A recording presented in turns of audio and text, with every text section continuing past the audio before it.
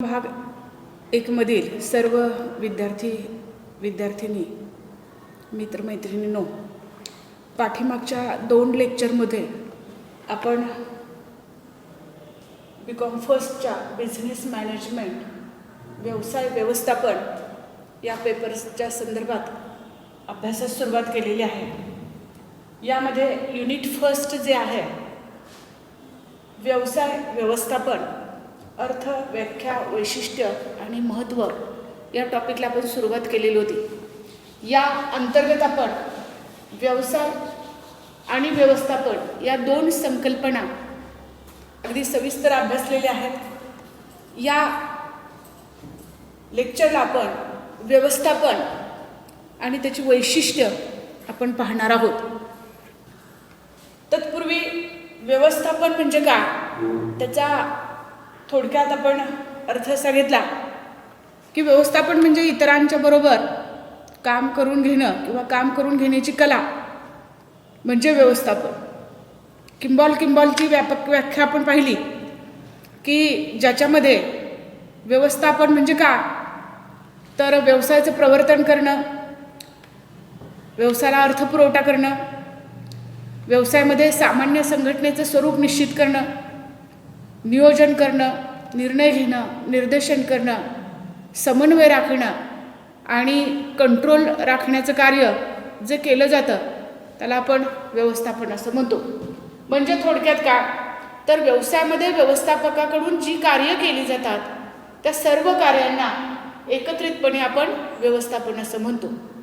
थोडक्यात व्याख्या जर आपण बघायचं म्हटलो तर व्यवस्थापनाची व्याख्या जेम्स लुंडीनं जी केलेली आहे की ज्यामध्ये विशिष्ट उद्देशांच्या प्राप्तीसाठी इतरांच्या प्रयत्नांना नियोजित, समन्वित, प्रेरित, नियंत्रित आणि प्रोत्साहित करण्याचं कार्य म्हणजे व्यवस्थापन होय, असा आपण थोडक्यात अर्थ त्याचा पाहिलेला आहे. आता आपण या सर्व व्याख्यांचा जर विचार केला तर त्यावरून व्यवस्थापनाची संकल्पना आपल्याला सहज स्पष्ट होण्यासाठी मदत होते. व्यवस्थापनाची वैशिष्ट्य त्या व्याख्यांच्या आधारे जर बघितलं तर यामध्ये पहिलाच भाग येतो की भरीव परिणामांचं फलित म्हणजे व्यवस्थापन होय. आता भरीव परिणाम म्हणजे काय, तर यामध्ये कोणताही व्यवसाय, आपण व्यवसाय व्यवस्थापन बघत आहोत, यामध्ये कोणताही व्यवसाय हा कोणत्या ना कोणत्या उद्देशानं प्रेरित असतो. व्यवसायाचं म्हटलो तर टू अर्न मॅक्झिमम प्रॉफिट म्हणजे जास्तीत जास्त नफा मिळवणं या उद्देशानं व्यवसाय कार्य केलं जातं. आता इथं नफा मिळवणं हे इथं फलित आहे आणि हे जर तुम्हाला मिळवायचं असेल तर व्यवसायामध्ये जे काही तुमच्याकडे उपलब्ध आहे, मग ज्याच्यामध्ये ह्युमन रिसोर्स, ज्याला आपण मनुष्यबळ म्हणा किंवा मानवी घटक म्हणा आणि भौतिक घटक, या घटकांचा तुम्हाला महत्तम उपयोग करावा लागणार आहे. साधारणपणे काटकसरीनं वापर या साधनांचा तुम्हाला करून जास्तीत जास्त नफा मिळवण्याचं कार्य नियोजकाला, व्यवस्थापकाला करावं लागतं आणि म्हणून भरीव परिणामांचं फलित हा एक वैशिष्ट्याचा भाग येतो. दुसरा याच्यामध्ये वैशिष्ट्याचा भाग होतो साधारणपणे इतरांकडून कार्य करून घेणं. इतरांकडून कार्य म्हणजे काय, तर व्यवस्थापनाची छोटी किंवा जी व्याख्या केली जाते सर्वसाधारण व्याख्यामध्ये तुम्ही जर पाहिलं तर इतरांकडून काम करून घेण्याची कला किंवा इतरांच्या बरोबरीनं काम करून घेण्याची कला म्हणजे व्यवस्थापन अशी व्याख्या केली जाते. आता हाताखालचे लोक म्हणजे इतर.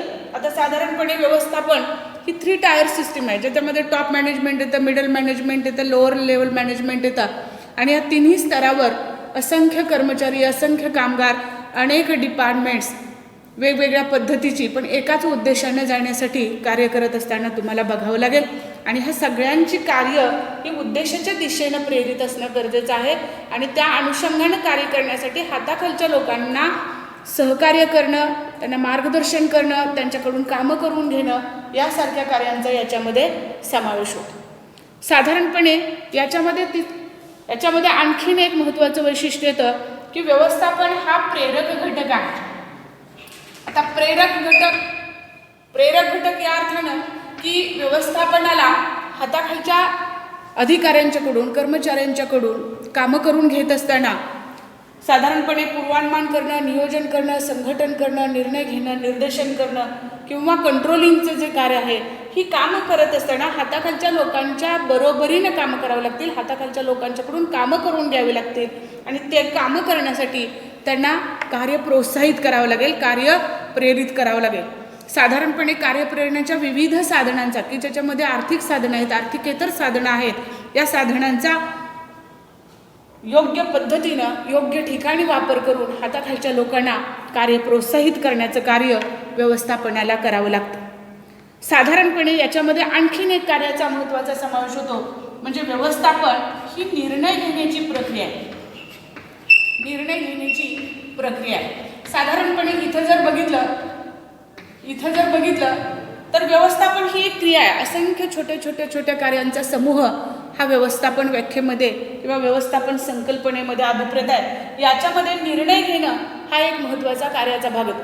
आता निर्णय घेणं म्हणजे काय, तर अनेक पर्यायातून योग्य पर्याय निवडणं अशी साधी आणि ढोबळ व्याख्या निर्णय घेण्याची केली जाते. व्यवस्थापकाला दैनंदिन कामं करत असताना आणि दीर्घकालीन योजना पार पाडत असताना अनेक छोटे मोठे निर्णय घ्यावे लागतात आणि हे निर्णय किती प्रभावीपणे घेतले जातात, किती अचूक पद्धतीने राबवले जातात, त्यावरतीच व्यवसायाचं संपूर्ण यश आणि अपयश अवलंबून असतं. आणि म्हणून व्यवस्थापन ही निर्णय घेण्याची प्रक्रिया आहे असं म्हटलं जातं. व्यवस्थापक हा प्रभावी निर्णय घेणारा असावा लागतो. असंख्य निर्णय घ्यावे लागतील, छोटे मोठे निर्णय घ्यावे लागतील, दीर्घकालीन योजना पार पाडण्यासाठी त्याला निर्णय घ्यावे लागतील आणि निर्णय ही अचूक प्रक्रिया इथं राबवली जाणं हे व्यवस्थापकाचं महत्त्वाचं कार्य आहे. निर्णय घेण्यामधलं कौशल्य, कुशलता, योग्य वेळी योग्य निर्णय तिथं घेणं हे एक कौशल्य आहे आणि ते घेण्याचं कार्य व्यवस्थापकाला पार पाडावं लागतं. साधारणपणे याच्यामध्ये व्यवस्थापकाला आणखीन एक महत्त्वाचं वैशिष्ट्य म्हणून भूमिका पार पाडावी लागते, ते म्हणजे नेतृत्व भूमिका. नेतृत्व हे अत्यंत महत्त्वाचं आहे. इथं नेतृत्व हे सुद्धा प्रभावी असावं लागतं. नेतृत्वाचा अर्थ जर बघितला तर हाताखालच्या लोकांकडून कामं करून घेत असताना आपल्या व्यक्तिमत्वाची छाप हाताखालच्या लोकांवरती पडावी लागते. नेतृत्वाचे जे काही गुण आहेत ते व्यवस्थापकामध्ये असतील तर हाताखालचे लोक आदेश देणं आणि आदेशाबरहुकूम काम करणं यासारख्या क्रिया सहज पार पाडण्यासाठी सहकार्य करताना तुम्हाला बघायला मिळते. म्हणजे हाताखालच्या लोकांना आदेश देणं आणि हाताखालच्या लोकांकडून आदेशाबरहुकूम कामं करून घेण्याचं कार्य व्यवस्थापकाला करावं लागतं. तेव्हा त्याच्यावरती हाताखालच्या लोकांचा विश्वास असावा लागतो आणि हा विश्वास हा नेतृत्वाकडे असेल तर अत्यंत चांगल्या पद्धतीनं व्यवस्थापनाची कामं पूर्ण होण्यासाठी मदत होताना तुम्हाला बघावे लागते. साधारणपणे नेतृत्वामध्ये हाताखालच्या लोकांना आदेश देणं, त्यांच्याकडून आदेशाबरहुकूम कामं करून घेणं एवढंच नाही तर साधारणपणे ते त्या पद्धतीनं करतात की नाही हे नियंत्रणाचं कार्यसुद्धा त्याला तिथं पार पाडावं लागतं आणि त्या अनुषंगाने तेही कार्य अत्यंत महत्त्वाचं म्हणून व्यवस्थापकाकडे ओळखलं जातं. साधारणपणे व्यवस्थापन हे कार्याधिष्ठित असतं. व्यवस्थापन हे कार्याधिष्ठित म्हणजे काय? व्यवस्थापन हे कार्याधिष्ठित. साधारणपणे व्यवस्थापक करतो म्हणजे वेळ घालवण्यासाठी काहीतरी करतो असं नाही आहे. साधारणपणे ते कोणत्या ना कोणत्या ध्येयानं प्रेरित असावं लागतं, कोणत्या ना कोणत्या उद्दिष्टानं प्रेरित असावं लागतं. व्यवस्थापनाची असंख्य वैशिष्ट्य आहेत, त्यापैकी विहित कार्य म्हणून हे एक ओळखलं जातं की व्यवस्थापन हे क्रियाशील घटक म्हणून ओळखलं जातं आणि त्या अनुषंगानं काही ना काहीतरी करत राहणं की जे आपल्याला उद्देशापर्यंत व्यवसायाचं जे निश्चित नियोजित उद्दिष्ट आहे ते गाठण्यासाठी प्रयत्न करणं हे त्याच्यामध्ये अभिप्रेत आहे. क्रिएटिव्हिटी ही अत्यंत इथं महत्त्वाची आहे. क्रियाशीलता हा व्यवस्थापनाचा प्राण म्हणूनच ओळखला जातो. त्याशिवाय व्यवसायामध्ये त्याचं अस्तित्व असूच शकत नाही असं सुद्धा म्हटलं जातं. सगळ्यात महत्त्वाचं म्हणजे व्यवस्थापन हे हेतुनिष्ठ असावं लागतं. हेतुनिष्ठ. आता साधारणपणे आपण इथं व्यवसायाचं व्यवस्थापन बघत आहोत. व्यवस्थापन करण्यापाठीमागं काही ना काही उद्देश असावा लागतो, हेतू असावा लागतो आणि ते हेतू किंवा उद्दिष्ट पार पाडण्याच्या दृष्टीतून व्यवस्थापनाची कार्य पूर्ण केली जातात असं आपल्याला म्हणता येऊ शकेल. व्यवसायाचं व्यवस्थापनाचा नेमका उद्देश जर आपण बघितला तर टू अर्न मॅक्झिमम प्रॉफिट तर आहेच, म्हणजे जास्तीत जास्त नफा मिळवणं हे तर आहेच. पण सगळ्याच संस्था काही नफा मिळवण्याच्या उद्देशानं अस्तित्वात आलेल्या असतात असं नाही. काही संस्था धर्मादाय संस्था असतात, विश्वस्त संस्था असतात, सार्वजनिक संस्था असतात, सहकारी संस्था असतात किंवा खाजगी संस्था असतात आणि ह्या प्रत्येकाची स्थापन होण्यापाठीमागची उद्दिष्ट ही वेगवेगळी असू शकतात आणि ती गाठण्यासाठी व्यवसाय व्यवस्थापकानं प्रयत्न करणं हा त्या पाठीमागचा मुख्य उद्देश असतो असं म्हटलं तर वावगं ठरत नाही. त्यानंतर व्यवस्थापनाचं आणखीन एक वैशिष्ट्य तुम्हाला बघायला मिळेल ते म्हणजे व्यवस्थापन ही एक सामूहिक प्रक्रिया आहे. व्यवस्थापन ही एक सामूहिक प्रक्रिया, सामूहिक निश्चितच ग्रुप ॲक्टिव्हिटी म्हणून त्याला ओळखलं जातं. तुम्ही जर बघितलं तर एकापेक्षा अधिक लोक व्यवसायामध्ये एकत्र आलेले असतात. समाजातल्या वेगवेगळ्या स्तरामधून, वेगवेगळ्या जातीचे, वेगवेगळ्या धर्माचे असंख्य लोक आज कंपनी आणि कारखान्यामधून तुम्हाला काम करताना बघायला मिळतील. साधारणपणे top management, middle level management आणि लोअर लेवल मॅनेजमेंट, ज्याला आपण प्रशासन म्हणतो, व्यवस्थापन म्हणतो, संघटन म्हणतो, ह्या तिन्ही स्तरावरती असंख्य लोक काम करत असतात. संघटनेमध्ये कामाच्या सोयीसाठी अनेक विभाग पाडलेले असतात आणि ह्या वेगवेगळ्या विभागामध्ये जे काही लोक काम करत असतात त्या संघटनेच्या उद्देशानं प्रेरित होऊन काम करत असतात आणि म्हणून हा व्यक्तीचा समूह आहे. हा एक ह्युमन रिसोर्स मोठ्या प्रमाणावर आज कंपनी आणि कारखान्यामध्ये काम करताना तुम्हाला बघायला मिळेल. वेगवेगळ्या स्तरावरती जरी काम करत असतील, एकाच ग्रुपमध्ये काम करत असतील तरी एका उद्देशाच्या दिशेनं त्यांचं कार्य चालू असताना तुम्हाला बघायला मिळेल आणि म्हणून त्याला सामूहिक प्रक्रिया असं म्हटलेलं आहे. साधारणपणे इथं सर्वांचं सहकार्य आणि सर्वांचा उद्देशाच्या दिशेनं प्रामाणिक प्रयत्न हे इथं अभिप्रेत आहे आणि निश्चितच संपूर्ण व्यवस्थापन हा एक संघ म्हणूनच ओळखला जातो. याच्यामध्ये पुन्हा आणखीन एक वैशिष्ट्य त्या अनुषंगाने तुम्हाला बघता येईल ते म्हणजे मेळ साधणारी क्रिया. मेळ साधणारी क्रिया, मेळ कोणामध्ये तर साधारणपणे इथं जर बघितलं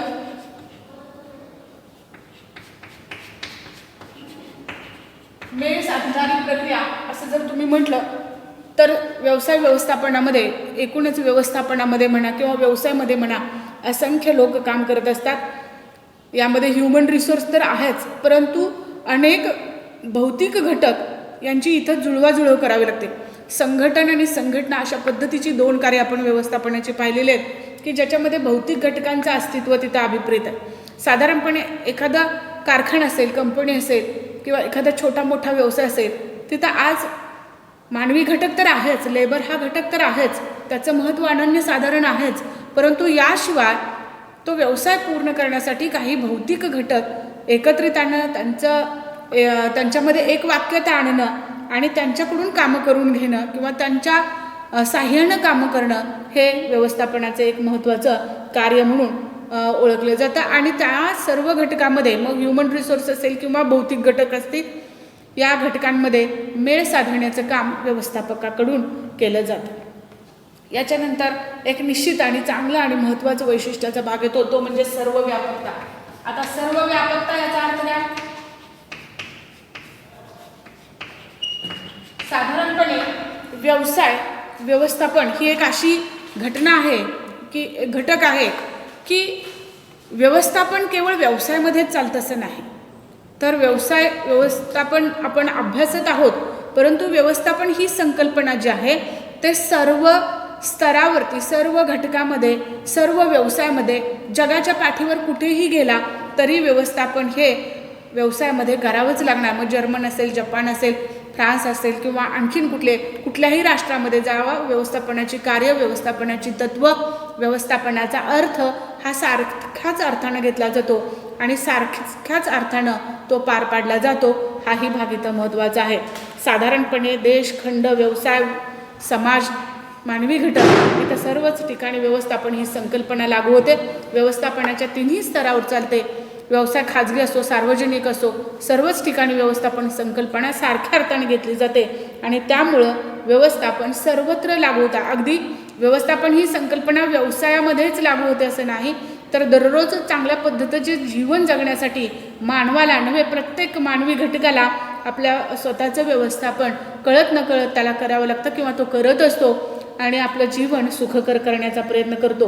म्हणजे निश्चितच व्यवस्थापन घरामध्ये आणि दारामध्ये, म्हणून व्यवस्थापन घरी आणि दारी असं सुद्धा गमतीने म्हटलं जातं. साधारणपणे व्यवस्थापन ही एक अमूर्त शक्ती आहे. व्यवस्थापन ही एक अमूर्त शक्ती आहे. अमूर्तचा अर्थ की अदृश्य शक्ती. व्यवस्थापन करता म्हणजे काय करता हे जर तुम्हाला कुणी विचारलं तर किती करतो काय करतो हे दाखवता येत नाही, परंतु व्यवसाय तुम्ही किती चांगल्या पद्धतीने केलेला आहे त्याचं यश आणि त्याचं अपयश यामधून व्यवस्थापनाचं अस्तित्व आपल्याला जाणवतं. म्हणजे व्यवस्थापन केल्यानंतरची जी परिणामकारकता आहे किंवा फलप्राप्ती आपल्याला जी त्या माध्यमातून मिळालेलं किंवा एकूण नफ्याचं प्रमाण कमी किंवा जास्त आहे ते संघभावना आहे, कृतिशीलता आहे, गतिमानता आहे आणि शिस्त व्यवसायामधली आहे. यामधून आपल्याला व्यवस्थापन योग्य की अयोग्य हे जाणवत राहतं. त्याचं अस्तित्व तिथंच आपल्याला पाहायला मिळतं आणि प्रत्यक्षात आपल्याला जरी दाखवता आलं नाही तर या गोष्टीतून त्याचं अस्तित्व आपल्याला दिसून येतं. म्हणून व्यवस्थापन ही एक अमूर्त शक्ती आहे असं म्हटलं जातं.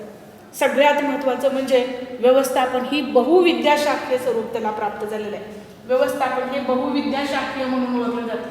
साधारणपणे तुम्ही जर पाहिलं यामध्ये व्यवस्थापन शास्त्रीय व्यवस्थापनाच्या जर कन्सेप्ट बघितल्या तर वेगवेगळ्या विषयाचे तज्ज्ञान, उदाहरणार्थ फ्रेडरिक विन्स्लो टेलर हा एक साधा शिकाऊ कामगार म्हणून मिडवेल पोलादकर कंपनीमध्ये कामास होता आणि जेव्हा तो बाहेर पडला तो मॅनेजिंग डिरेक्टर म्हणून तो कंपनीमधून बाहेर पडला. साधारणपणे फ्रँक बंकर गिलब्रेथ किंवा लिलियन मोलर्शी गिलब्रेथ यासारखे विचारवंत बघा, कोणी अर्थतज्ञ आहे, कोणी साधे शिकाऊ कामगार म्हणून कामाला सुरुवात केलेली, कामगार म्हणून काम केलेली लोक आहेत किंवा काही एल्टन मेयोसारखा मानसशास्त्रज्ञ आहे. म्हणजे व्यवस्थापन हे शास्त्रीय पद्धतीनं मांडणाऱ्या विचारवंतांचा जरी तुम्ही अभ्यास केला तर अर्थशास्त्र, मानसशास्त्र, इतिहास किंवा सोशल सायन्स यासारख्या विषयाशी संबंधित ही व्यवस्थापन संकल्पना तुम्हाला बघायला मिळते. म्हणजे व्यवसायाचं व्यवस्थापन करत असताना केवळ व्यवसाय आणि व्यवस्थापन ह्याच दोन कन्सेप्ट नाही तर इतर सोशल सायन्सची मदत घेऊन आपल्याला व्यवस्थापन करावं लागणार आहे. इतर विद्याशाखांचा तुम्हाला आधार घेऊन व्यवस्थापन हे करावं लागतं असं म्हटलं तर वावगं ठरत नाही. सगळ्यात महत्त्वाचं म्हणजे व्यवस्थापन ही एक स्वतंत्र अस्तित्व असणारी कन्सेप्ट म्हणून ओळखली जाते. साधारणपणे इथं स्वतंत्र अस्तित्व व्यवस्थापनाला आहे. स्वतंत्र अस्तित्व याचा अर्थ असा आहे की आज प्रोफेशनल मॅनेजमेंट म्हणा किंवा कुठल्याही छोट्या मोठ्या व्यवसायामधलं व्यवस्थापन बघा, आज व्यवसायाचं स्वरूप वाढत चाललेलं आहे, व्यापकता व्यवसायाची वाढलेली आहे आणि यामध्ये जर तुम्ही बघितलं तर मालक हा घटक पूर्णपणे वेगळा राहतो आणि मिडल लेवलचं जे व्यवस्थापन आहे ते पूर्णतः वेगळं राहतं आणि व्यवस्थापन ॲज अ प्रोफेशनल व्यवस्थापन आज तुम्हाला सर्व व्यवसायामध्ये बघायला मिळते की जे प्रत्यक्ष प्रशासनापासून पूर्णतः अलिप्त राहून कामं करताना तुम्हाला बघायला मिळते. प्रशासक हा मालक आहे आणि व्यवस्थापक हा पगारी अधिकारी वर्ग आहे. म्हणजे आज मालकाची कार्य वेगळी आहेत, प्रशासकाची कार्य वेगळी आहेत आणि व्यवस्थापनाची कार्य वेगळी आहेत. प्रशासक हा मालक म्हणून ओळखला जातो आणि जेव्हा व्यवस्थापक हा जेव्हा पगारी अधिकारी म्हणून ओळखला जातो तेव्हा त्या पदावरती काम करण्यासाठी आपली योग्यता सिद्ध करून त्याला तिथं यावं लागतं आणि त्या कामाचा मोबदला म्हणून त्याला पगाराच्या स्वरूपामध्ये मोबदला दिला जातो. आणि म्हणून मालक वर्गापासून व्यवस्थापन हे पूर्ण स्वतंत्र आहे असं म्हटलं तर काही हरकत नाही. सगळ्यात महत्त्वाचं म्हणजे व्यवस्थापन ही एक सातत्यपूर्ण चालणारी प्रक्रिया म्हणून ओळखली जाते. साधारणपणे सातत्यपूर्ण प्रक्रिया याचा अर्थ व्यवसायाचं जे अस्तित्व आहे ते अस्तित्व जोपर्यंत आहे तोपर्यंत व्यवसायाचं व्यवस्थापन तुम्हाला करावं लागणार आहे. व्यवस्थापन ही अशी क्रिया आहे की याच्यामध्ये जी अनेक कार्य पूर्ण केली जातात, उदाहरणार्थ नियोजन करणं, संघटन करणं, निर्णय घेणं, निर्देशन करणं, समन्वय राखणं किंवा नियंत्रण ठेवणं, ही जी काही कार्य आहेत ती कार्य पार पाडत असताना ती एकदा केलीत आणि कार्यभार उरकला असा नाही, तर दररोज ही कामं तुम्हाला पूर्ण करावी लागतील, दीर्घकालीन कार्य पूर्ण करावे लागते, सातत्य त्याच्यामध्ये आणावं लागेल, त्याच्यामध्ये गतिमानता आणावी लागेल. म्हणजे व्यवसायाचं अस्तित्व जोपर्यंत आहे तोपर्यंत व्यवस्थापनाला आपली कार्य पार पाडावी लागतात आणि त्या अनुषंगानं कार्य पार पाडली जातात. हा भाग वैशिष्ट्याचा म्हणून इथं आपल्याला बघायला मिळतो. सगळ्यात महत्त्वाचं व्यवस्थापन ही एक गतिमान क्रिया आहे. व्यवसायाचं व्यवस्थापन जर तुम्ही बघितलं तर गतिमान प्रक्रिया म्हणून ओळखलं जातं. व्यवस्थापनाचा जो विकास आहे, व्यवस्थापनाचा जे आपण पाहिलं की मानवी संस्कृती इतका व्यवस्थापनाचा इतिहास प्राचीन म्हणून ओळखला जातो. अगदी तेव्हापासून इसवी सन पूर्व 5000 वर्षापासून आपण पाहतो. कौटिल्याच्या अर्थशास्त्रामध्ये आपण इसवी सन पूर्व 423 वर्षापूर्वी कौटिल्याच्या अर्थशास्त्र ग्रंथामध्ये व्यवस्थापन आणि प्रशासनाबाबत उहापोह केलेलं तुम्हाला बघायला मिळतो. अगदी तेव्हापासून औद्योगिक क्रांतीनंतर व्यवस्थापनाचा झालेला विकास म्हणा किंवा आत्ता आधुनिक कालामध्ये गतिमान तंत्र वापरलं व्यवस्थापनाचं तर इथंपर्यंत म्हणा जर बघितलं तर व्यवस्थापनाच्या विचारामध्ये खूप बदल झालेले आहेत, त्याला गती प्राप्त झालेली आहे आणि म्हणून ही व्यवस्थापन ही गतिमान प्रक्रिया म्हणून ओळखली जाते. इथं आपण व्यवस्थापनाच्या सर्व कार्यांचा अगदी सविस्तरपणे अर्थ पाहिलेला आहे, त्याची चर्चा केलेली आहे. यानंतरचा जो व्यवस्थापनाचं महत्त्व हा भाग आहे तो नेक्स्ट लेक्चरला आपण पाहणार आहोत. धन्यवाद.